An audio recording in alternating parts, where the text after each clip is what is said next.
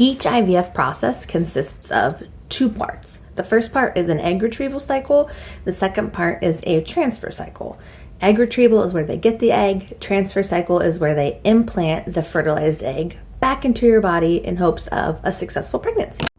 So what the IVF is an egg retrieval cycle. As you guys know, I have been shooting myself up with plenty of hormones. I have been getting ultrasounds and I have been getting blood work done, and that's all been to grow as many follicles as is possible to produce eggs. In a normal cycle, only one of these develops. Only one of these develops an egg.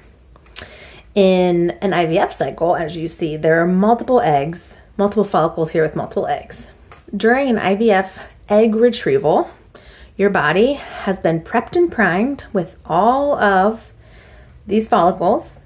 And what they're doing is they trigger ovulation 36 hours using hormones.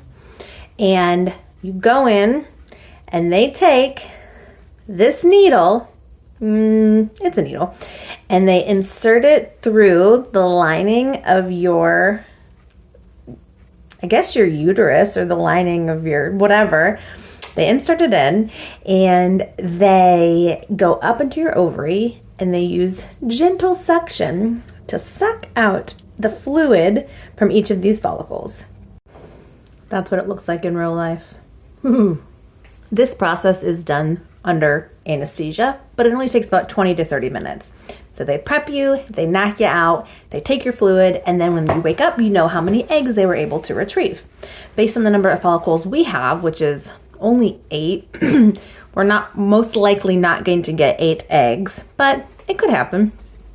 Then the process is going to be that they fertilize those eggs.